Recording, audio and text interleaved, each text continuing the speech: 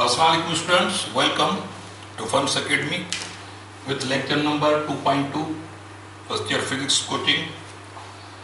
So our today's topic is graphical representation of vectors. And graphics, line, lakiroon, drawing. The drawing जरिए vector के किए ज़ाहिर करो. Okay? और तो एक तरफी मिकदार के असां drawing जरिए, graphics जरिए, लाइन लकीरुन जरिए किए ज़ाहिर कंदासीं. ताण मिसाल फोर्स 50 न्यूटन टू ईस्ट इनके ग्राफिकली किए ज़ाहिर कबो. डिस्प्लेसमेंट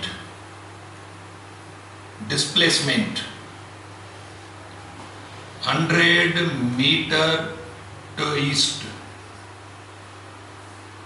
ताणियो तो असां राइटिंग में ताणियूं पर ग्राफिकली ये शयूं कीअं ज़ाहिर थींदियूं. तो यादि रखे छॾियो त ग्राफिकली वेक्टर्स खे बाबा ज़ाहिर कंदासीं विथ लाइन सेगमेंट. असां हिकु लकीर जो पीस इस्तेमालु कंदासीं. ये line segment with arrow head at its one end.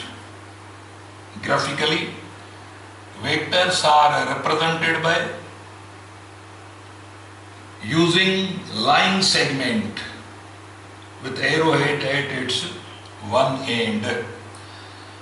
And he vector थियो याद रखे छॾियो त ग्राफिकल रिप्रेजेंटेशन ऑफ वेक्टर जी लाइन जी लेंथ मैग्नीट्यूड ज़ाहिर कंदी. लाइन की लेंथ छा ज़ाहिर कंदी हुआ मैग्नीट्यूड क्वांटिटेटिव वैल्यू फोर्स केतिरो आहे ऐं एरो हेड ज़ाहिर कंदो डायरेक्शन खे.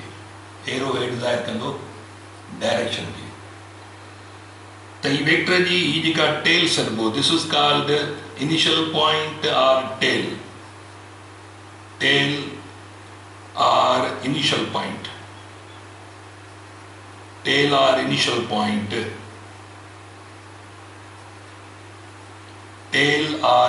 पॉइंट ऐं ही सॾिबो वेक्टर जो हेड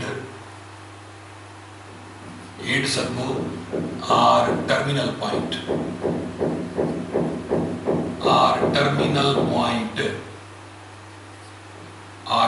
है त ही एरो हेड डायरेक्शन खे ज़ाहिर कंदो ऐं लाइन जी लेंथ बाबा मैग्नीट्यूड खे ज़ाहिर कंदी, क्वांटिटेटिव वैल्यू खे ज़ाहिर कंदी लाइन जी length.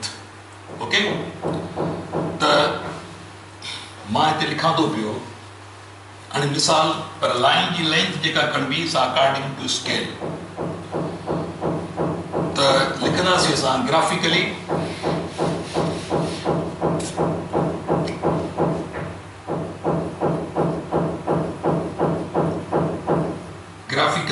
vectors are represented by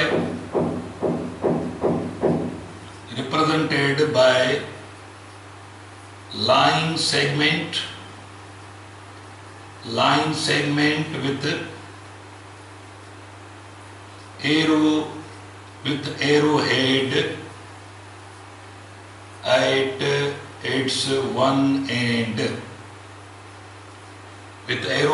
at its one end. तई बाबा लाइन जो पीस हूंदो ऐं जेको आहे सो हिकु एंड ते एरो हूंदो. एरो डायरेक्शन खे ज़ाहिर कंदो पर लाइन जी लेंथ वेक्टर जो मिक़दार ॿुधाईंदी. हाणे इहो कीअं arrowhead at its one and.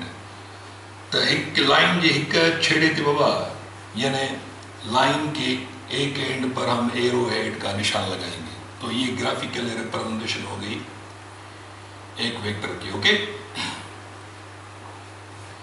Here the length of line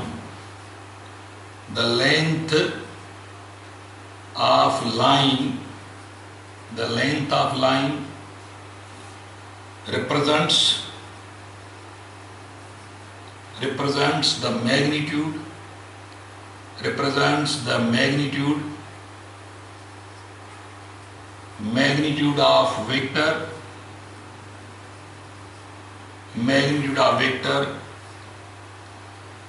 according to scale,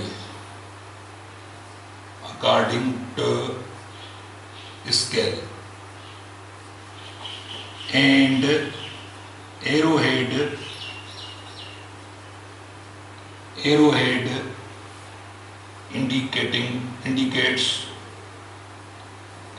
indicates the direction of vector. Arrowhead indicates the direction of vector. And so according to scale मुताबिक ये लाइनों सा बज़ाहिर तसा धोखे ते था कढूं पर जिनमें मेजरमेंट थी तसा स्केल मुताबिक कढदा थी. मिसाल मां फॉर एग्जांपल फोर्स के तसा ज़ाहिर कई हाणे वेक्टर क्वांटिटी आ. मिसाल फोर्स है असांजो फॉर एग्जांपल मां लिखां थो त 1 न्यूटन फोर्स बराबर 1 सेंटीमीटर. माना हाणे हिकु न्यूटन फोर्स 1 सेंटीमीटर जी लाइन के माना या 1 सेंटीमीटर लाइन जेका है ज़ाहिर थी करे 1 न्यूटन फोर्स के. तो पोइ जेकॾहिं फ़र्ज़ कयो हीअ लाइन आहे असां कढी आहे फॉर एग्जांपल हीअ लाइन आहे 20 सेंटीमीटर जी. हीअ लाइन 20 सेंटीमीटर जी आहे. हाणे स्केल मुताबिक 1 सेंटीमीटर 1 न्यूटन के ज़ाहिर थो करे त लाज़मी आहे 20 सेंटीमीटर जी लाइन छा के ज़ाहिर कंदी 20 न्यूटन के. ठीकु आहे. पर जेकॾहिं 1 सेंटीमीटर जी लाइन फ़र्ज़ कयो 5 न्यूटन के ज़ाहिर थी करे, जेकॾहिं 1 सेंटीमीटर जी लाइन आहे 5 न्यूटन के ज़ाहिर थी करे त पोइ हीअ हाणे 20 सेंटीमीटर जी लाइन ज़ाहिर छा के ज़ाहिर कंदी 20 सेंटीमीटर 1 सेंटीमीटर 5 न्यूटन के तो 20 सेंटीमीटर घणनि के ज़ाहिर कंदा 5 100 माना ही थिया वञी 100 न्यूटन थिया वञी. माना साॻी लाइन स्केल मुताबिक हाणे वरी 100 न्यूटन के ज़ाहिर थी करे. पर जेकॾहिं 1 सेंटीमीटर जी लाइन फ़र्ज़ कयो 10 न्यूटन के ज़ाहिर थी करे त पोइ 20 सेंटीमीटर जी लाइन ज़ाहिर कंदी लाज़मी आहे केतिरी 200 न्यूटन के. तो ये लाइनों अकॉर्डिंग टू स्केल ही ड्रा कंदासीं असां यादि रखे छॾियो. त अहिड़े नमूने सां फॉर एग्जांपल ही हिकिड़ो बाल आहे.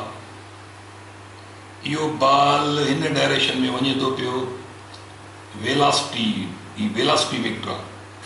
ही वेलासिटी वेक्टर आहे. असां फ़र्ज़ कयो 1 सेंटीमीटर ज़ाहिर थो करे कंहिंखे बाबा 2 मीटर पर सेकंड. 1 सेंटीमीटर 2 मीटर 1 सेंटीमीटर जी लाइन 2 मीटर पर सेकंड के ज़ाहिर थी करे रफ़्तार के. त हाणे हीअ लाइन आहे फ़र्ज़ कयो हीअ लाइन आहे 15 सेंटीमीटर जी. या केतिरी रफ़्तार के ज़ाहिर कंदी 15 सेंटीमीटर जी लाइन आहे त पोइ रफ़्तार ज़ाहिर कंदी 30 मीटर पर सेकंड. माना हीअ बाल आहे. इहो बाल हेरो ॿुधाए थो त हिन डायरेक्शन में वञी रहियो आहे. हर 1 सेकंड में केतिरो पर वञी रहियो आहे 30 मीटर. त कंहिं बि वेक्टर खे यादि रखे छॾियो त असां ग्राफिकली उनखे लाइन ऐं एरोहेड ज़रिए ज़ाहिर कंदासीं. त जेका लाइन हूंदी उहा लाइन जी लेंथ जेका हूंदी उहा मिक़दार खे ज़ाहिर कंदी मैग्नीट्यूड खे. उहा अकॉर्डिंग टू स्केल ई लाइनूं ड्रा थींदियूं ऐं एरोहेड ज़ाहिर कंदो डायरेक्शन खे यादि रखे छॾियो. ओके. पर जेकॾहिं फ़र्ज़ कयो 1 सेंटीमीटर जी लाइन लिखूं था त बाबा 10 मीटर पर सेकंड खे ज़ाहिर थी करे त पोइ हीअ 15 सेंटीमीटर की लाइन ज़ाहिरी आहे. पोइ केतिरी रफ़्तार खे ज़ाहिर कंदी 150 मीटर पर सेकंड की रफ़्तार खे ज़ाहिर कंदी. पोइ इहा साॻी लाइन. त इहा स्केलिंग मुताबिक लाइन जी लेंथ थींदी इहो ज़हन में रखिजो. ओके. त हाणे जेका ग्राफिकली रिप्रेज़ेंटेशन थींदी उन में बाबा लाइन सेगमेंट लीक कट टुकुर इस्तेमालु थींदो. लाइन सेगमेंट ठीक है. लेंथ ऑफ लाइन मैग्नीट्यूड के ज़ाहिर कंदी ऐं एरोहेड डायरेक्शन के ज़ाहिर कंदो. तो इहो ई असां लिखियो आहे हिते त graphically vectors are represented by line segment with arrowhead at its one end Here the length of line represents the magnitude of vector. यानी वो line जेका according to scale ही ड्रा कबी, and arrowhead indicates the direction of vector. Okay? ता इते यानी example तो रही होता ये vector की representation. ता line की length मिकदार के ज़ाहिर कंदी है, arrowhead ज़ाहिर कंदो छा के बाबा direction की. यो जो एक वेक्टर जी ग्राफिकल रिप्रेजेंटेशन ये कभी उन्हें कहा हुआ है alphabetic representation of vectors.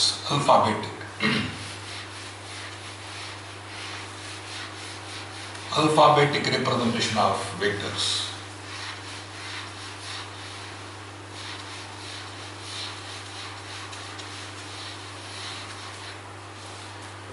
Alphabetic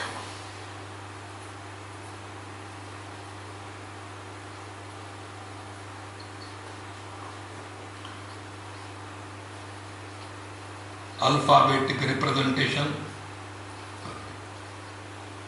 of vectors. Baba alphabetic representation माना इजहार जाहिर करना अल्फाबेटिकली वेक्टरन के कीं जाहिर कबो अन इंग्लिश लेटर्स इस्तेमाल थींदा, कैपिटल लेटर्स यूज थींदा है. मिसाल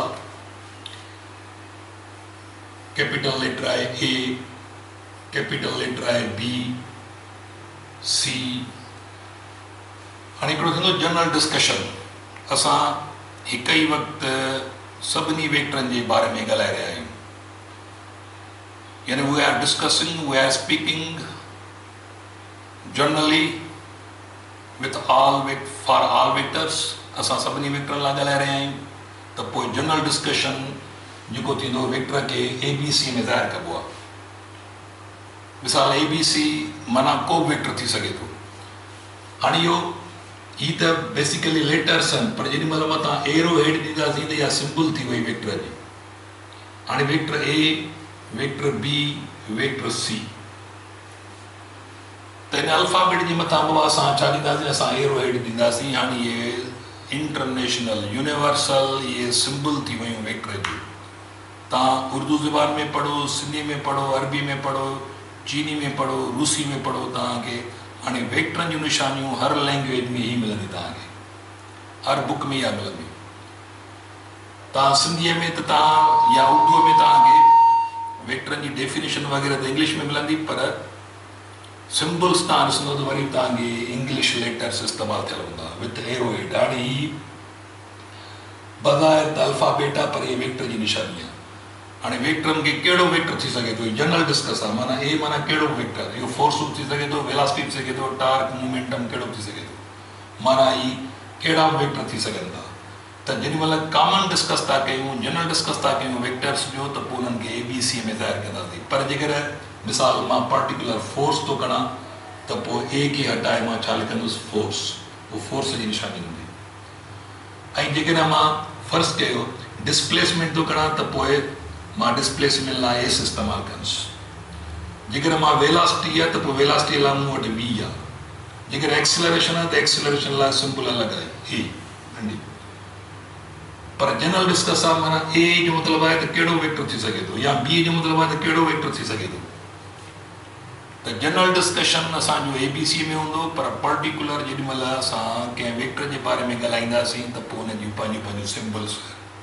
जीअं फोर्स आहे त पोइ ABC न लिखंदासीं, पोइ F लिखंदासीं. जीअं डिस्प्लेसमेंट आहे ABC न, पर S लिखिबो. जीअं वेलासिटी आहे त पोइ ABC न, उहो हटाए असां V लिखंदासीं. त इहो यादि रखे छॾियो त वेक्टरनि खे हिकिड़ो ही तरीक़ो आहे लिखण जो.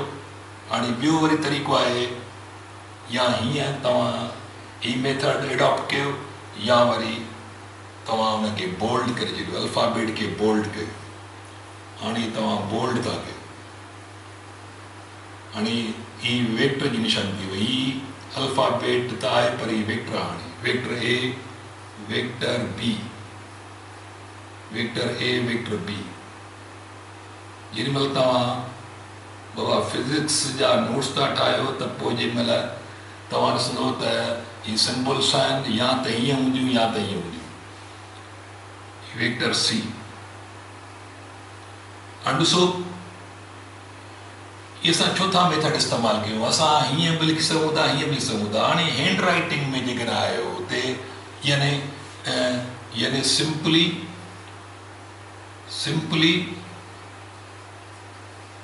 इन हैंड राइटिंग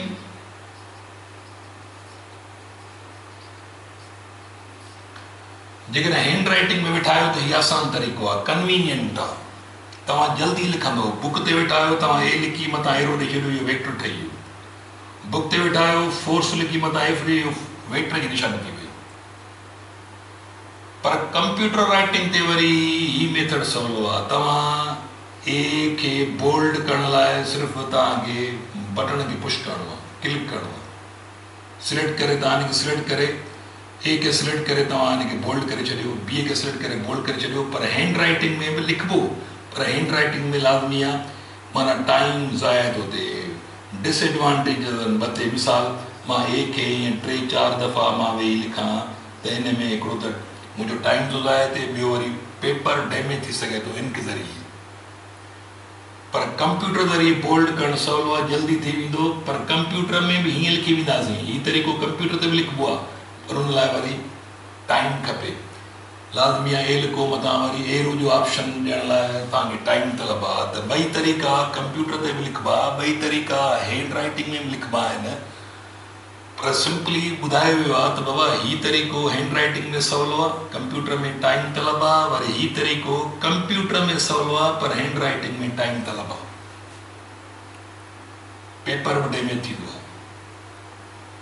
त उन लाइ जेके स्टूडेंट्स फ़र्ज़ु कयो कंप्यूटर ते था इस्तेमालु कनि, उहे हीउ तरीक़ो एडॉप्ट कनि, ऐं जेके स्टूडेंट्स हैंड राइटिंग ते आहिनि उहे हीउ तरीक़ो एडॉप्ट कनि त वधीक हुन लाइ कन्वीनियंट साबित थींदो। ओके, त इहो फ़र्क़ु आहे।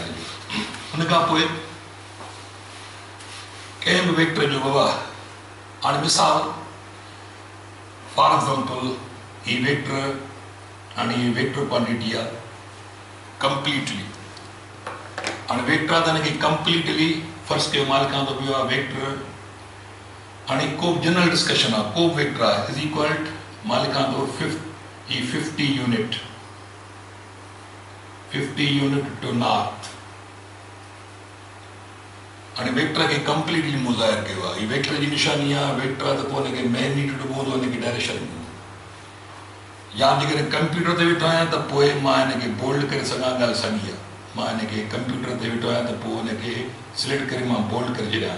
Vector is equal to 50 unit to north, 50 unit to north. त हैंड राइटिंग में हीउ तरीक़ो आहे ऐं कंप्यूटर ते हीउ तरीक़ो आहे। हाणे इहो त जनरल डिस्कस थियो, माना इहे कहिड़ो वेक्टर आहे। पर जेकॾहिं मां फोर्स थो लिखां, हाणे जनरल माना पर्टिकुलर फोर्स आहे, ख़ासि वेक्टर आहे, force is equal to 50 unit छा लिखंदुसि मां, ज़ाहिर या न्यूटन लिखंदुसि, टू नॉर्थ। 50 न्यूटन फोर्स आहे नॉर्थ तरफ़। त हाणे हीअ वेक्टर जी निशानी आहे, मथां एरो आहे, फोर्स एज़ अ वेक्टर लिखो त पोइ मैग्नीट्यूड बि लिखंदासीं, डायरेक्शन लिखंदासीं। या वरी तव्हां हिनखे बोल्ड करे छॾियो, एरो न ॾिबो बोल्ड जे मथां, फोर्स माना हाणे वेक्टर आहे, vector force is equal to 50 newton to north, 50 newton to north. Okay, इहो थियो तव्हांजो। यानी मिसाल जीअं वेलासिटी आहे त वेलासिटी इज़ इक्वल टू 50, ज़ाहिर आहे यूनिट छा आहे, यूनिट थींदो वञे metre per second to north. पर जेकॾहिं कंप्यूटर ते वेठा आहियो त तव्हां छा कंदो, तव्हां हिनखे बोल्ड कंदो। यानी असां हिनखे बोल्ड कंदासीं, velocity is equal to 50 metre per second to north. त बोल्ड कयो, हीअं लिखो या हीअं लिखो, इहो तरीक़ो हलंदो। बाक़ी जनरल डिस्कशन आहे त पोइ ABC सां लिखंदासीं। ओके, लेकिन पर्टिकुलर को वेक्टर आहे, वेलासिटी आहे। तो हाणे एक्सेलरेशन हली पढ़ंदासीं त acceleration is equal to 50 metre per second square, हुनजो यूनिट आहे, टू नॉर्थ।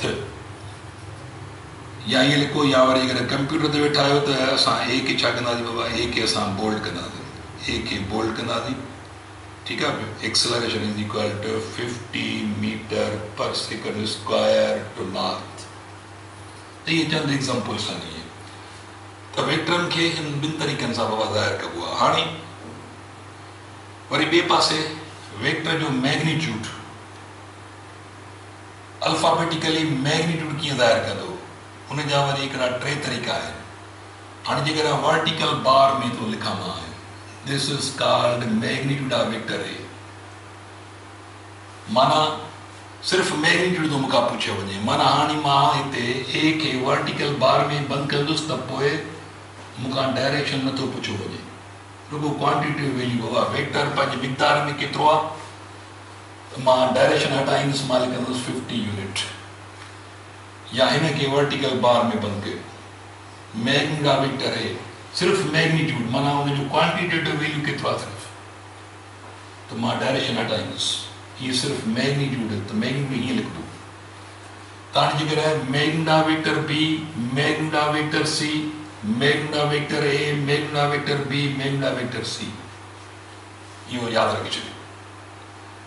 त हिते जेकर वेलासिटी जो सिर्फ़ु मैग्नीट्यूड थो खपे त मैग्नीट्यूड ऑफ वेक्टर ए या modulus of vector A, magnitude या मॉडुलस चइबो, त रुगो मैग्नीट्यूड थो पुछियो वञे, डायरेक्शन नथो पुछियो वञे, त पोइ तव्हां जेकॾहिं हीअं लिखंदो त हाणे तव्हांखां मैग्नीट्यूड पुछियो वञे 50 मीटर पर सेकेंड, या वरी हिन खे वर्टिकल बार में बंदि कयो, तव्हां डायरेक्शन हटाए छॾींदो, because here only magnitude is indicated. Acceleration केतिरी आहे, ही वेक्टर क्वांटिटी आहे, पर वेक्टर जो रुगो मैग्नीट्यूड पुछा कजे त पोइ असां छा कंदासीं, डायरेक्शन हटाए छॾियो, सिर्फ़ु magnitude, only magnitude of acceleration that is equal to तव्हां डायरेक्शन हटाए छॾियो।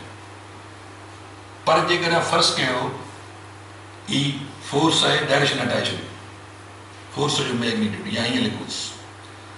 पर जेकर तव्हां ही हटाए था छॾियो, फर्ज़ कयो तव्हां ही हटाए था छॾियो, त माना हाणे वेक्टर फुल माना नॉर्थ, माना हाणे डायरेक्शन वरी मोटाए ईंदो। ही जेकर हटाए थो त पोइ हाणे वेक्टर क्वांटिटी आहे, डायरेक्शन मोटाए ईंदो टू नॉर्थ।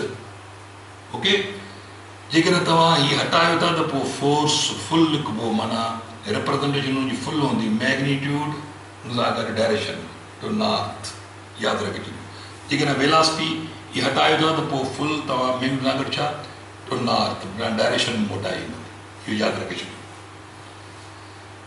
त वर्टिकल बार में टियों तरीक़ो ही, हाणे हिते बि इहो ॿुधाए थो वञे त बाबा ही तरीक़ो वरी बि तव्हांखे हैंड राइटिंग में सवलो पवंदो, ही कंप्यूटर ते ही जल्दी लिखंदो, पर अञा बि कंप्यूटर ते जल्दी लिखण लाइ मैग्नीट्यूड जो टियों तरीक़ो बि आहे। पोइ या त तव्हां ही जेको अल्फाबेट आहे हिन खे तव्हां सिंपली तव्हां हाणे एरो बि न ॾियो, वर्टिकल बार बि न ॾियो, पर हुनखे तव्हां इटालिक करे छॾियो, तव्हां हिनखे इटालिक करे छॾियो, माना थोरो हिनखे पासीरो इटालिक राइटिंग में। Now this is called magnitude of vector A, तव्हां हुनखे थोरो पासीरो कयो। Magnitude of vector B, magnitude of vector C, तव्हां हिनखे थोरो पासीरो करे छॾियो। त हाणे टे तरीक़ा आहिनि वेक्टर जो मैग्नीट्यूड लिखण लाइ बाबा, या ही तरीक़ो एडॉप्ट कयो, सवले में सवलो तरीक़ो कंप्यूटर ते तोरे हैंड राइटिंग में ही आहे।